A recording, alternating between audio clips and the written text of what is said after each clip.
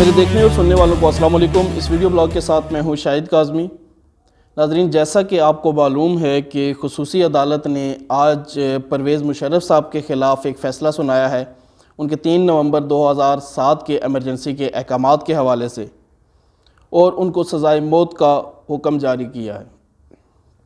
3 जजेस पे मुश्तमिल बेंच ने अक्सरियती राय के हवाले से ये फ़ैसला सुनाया है। इस फ़ैसले के हवाले से मुल्क में इसके फ़वाइद और इसके मुज़मरात पर एक बहस जारी है।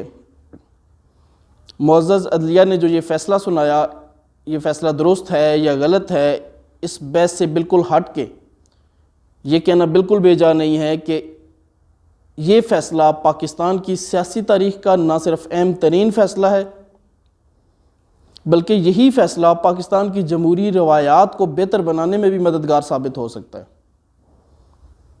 परवेज़ मुशर्रफ साहब के वकला के पास अपील का हक़ भी है, फिर उसके अलावा आइन के तहत वो सदर पाकिस्तान के पास भी जा सकते हैं। इस पर से कतई नज़र कि ये फ़ैसला क्या है और क्या नहीं, मुशर्रफ साहब के वकला जाने, हुकूमत जाने। बहस सिर्फ इतनी सी है कि क्या वाकई ये फ़ैसला पाकिस्तान की सियासी तारीख़ पे मस्बत असरात छोड़ेगा।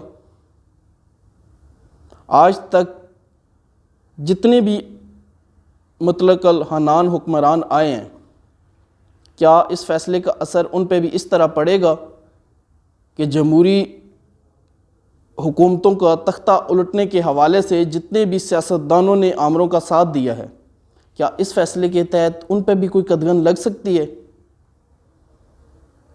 जमहूरी लोग हमेशा जमहूरियत को परवान चढ़ाते हैं, लेकिन पाकिस्तान की सियासी तारीख़ रही है कि हम सारा गिला तो आमरों से करते हैं, लेकिन हमने कभी ये सोचना नहीं गवारा किया कि उन लोगों को ताकतवर मजबूत भी हमारे सियासतदान ही करते हैं कि उनके हर तरह के इक़दामात की सपोर्ट करते हैं। ये फ़ैसला यकीनी तौर पर पाकिस्तान के लिए बहुत अहम है।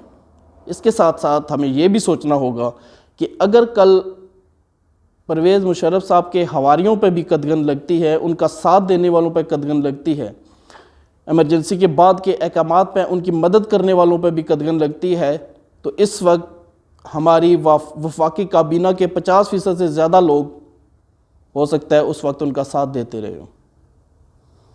आप सबका बहुत बहुत शुक्रिया। अगर आपको मेरा ये वीडियो ब्लॉग अच्छा लगे, वीडियो को पसंद कीजिए, राय दीजिए, तनकीद कीजिए और वीडियो को शेयर कीजिएगा।